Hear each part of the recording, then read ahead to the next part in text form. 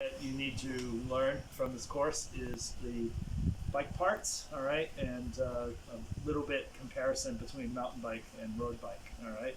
So that we got one of each today. Why not do it right now in this nice background here at Wat Mai Badung Cape, okay, where you can ploy ba, you can free the fish if you prefer to make merit for your final exam. Alessia, yes. Alessia, show Alessia's face right now. Show me. Yes, if you let the fish go, maybe you'll get a higher grade on your test. I don't know. It's just some belief. It's a belief. Yeah. It's magic. Anyway, yeah, so mountain bike and road bike. So the parts actually are the same names usually, but clearly the shapes are very different, okay?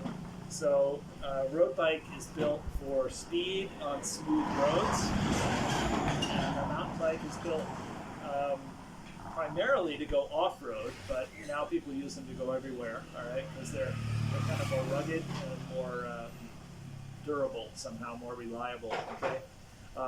But I have a road bike and I have a mountain bike, and I like both of them for different purposes, okay? So with the bike parts, I'm going to use this bike to teach because you guys know it better.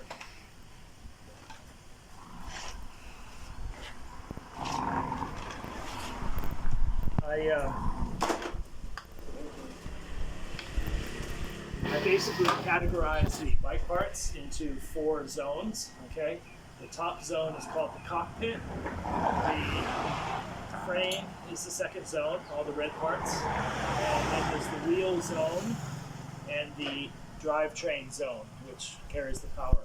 So up in the cockpit, we've got several parts. We have the seat post clamp, okay? And we have the stem. Are you getting this on the video okay? Okay, we have the stem, and we have the handlebar and the grips, okay? And then also the controls, okay? So you have your brake levers and you have your shifters or shifter levers, all right?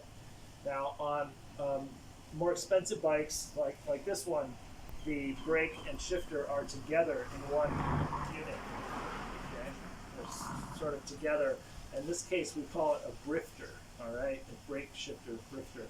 And so you're shifting with these levers like that, and you're braking like that, okay?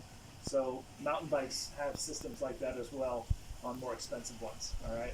So brifters or brake levers and shifter levers, okay? The stem is very important, actually more important than people think, because this is what adjusts the reach from where you sit to where your arms are going to be holding.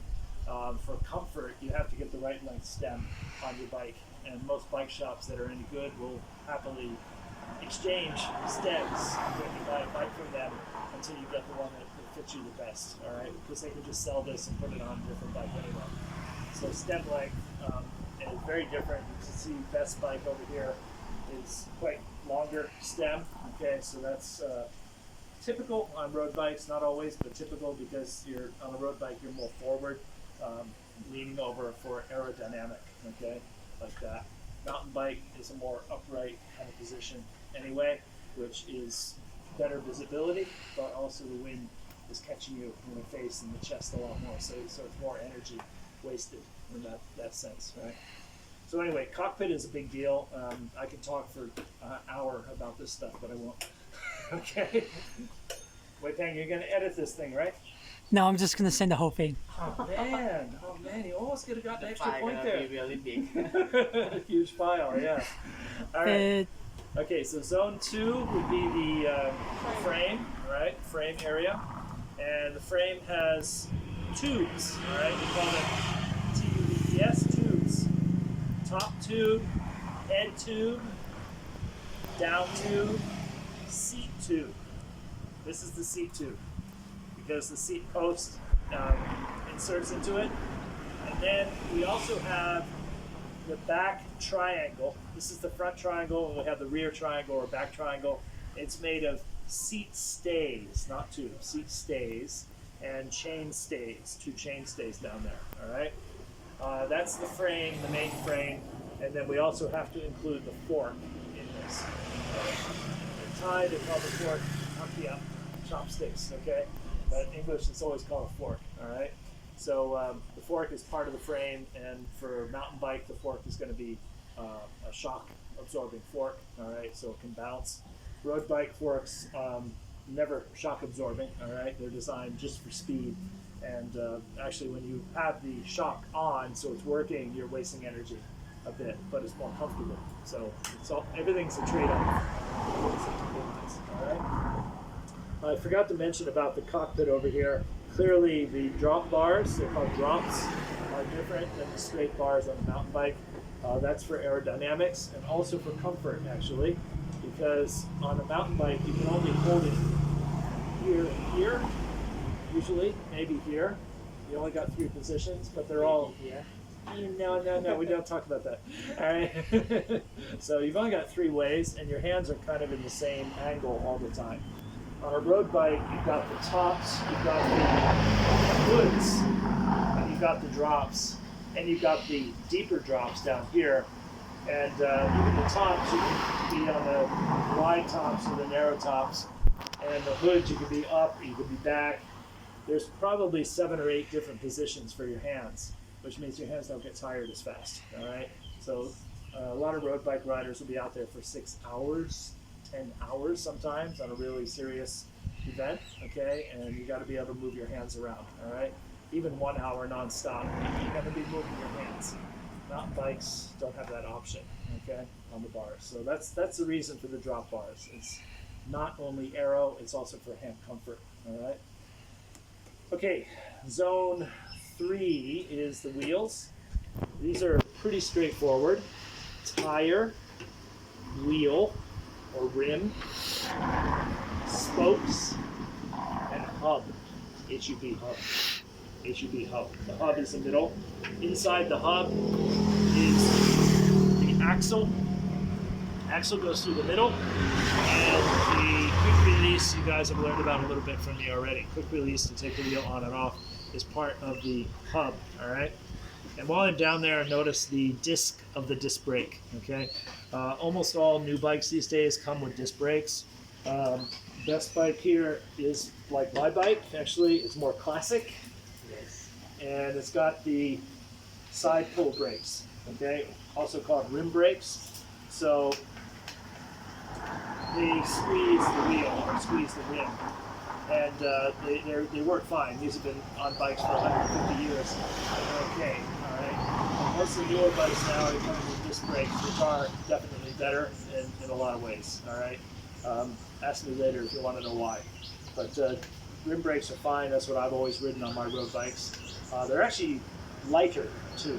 Actually, disc brakes weigh a little bit more, which is a consideration for some people. Okay. But if you look at the pro riders today, they're almost all riding disc brakes, even in big races, with road bikes. Road bike with a disc brake down there, okay? Okay, one more zone is the drivetrain. Drivetrain is how the power gets from your legs and your feet to the rear wheel. So there's several parts here. Pedals, crank or crank arm, chain ring. Is the front gear is called chain ring. And you have 2 of them on your bikes. You've got 2, right? Yeah, some bikes actually come with 3 to give wider range for climbing big mountains, okay? But most bikes will be 2 chain rings. There actually are single ring setups a lot nowadays too, because the rear gear, which is called the cassette, now can have as many as 10 to 11 gears in it. So with 11 gears back here, you actually don't need 2 or 3 up front. So the technology is advancing. So some bikes don't have 2 chain rings. So anyway, chain rings and cassette, those are the front and rear gears. Chain obviously is part of the drivetrain. One part that people leave out a lot is under here in the bottom bracket. Okay, bottom bracket is the bottom bracket spindle, which is a kind of axle, connects the 2 sides together. All right. Bottom bracket is part of the frame, by the way. I forgot to mention that. Bottom bracket is the strongest part of the bike. Okay, down there. And then the last part in the drivetrain would be the front derailleur and the rear derailleur. okay, which is actually for changing the gears, all right, front to rear derailleur. So just a couple of parts, random parts I didn't mention. Cables. Cables have to be changed every couple of years if you ride the bike very often. Cables, most bikes now are inside the tube, but some bikes have external cables. Yours is inside, all right? And the bike bottle cage or bottle holder, bottle cage, bottle or holder right there, and you've actually got space for two of them, so you don't have to stop so often.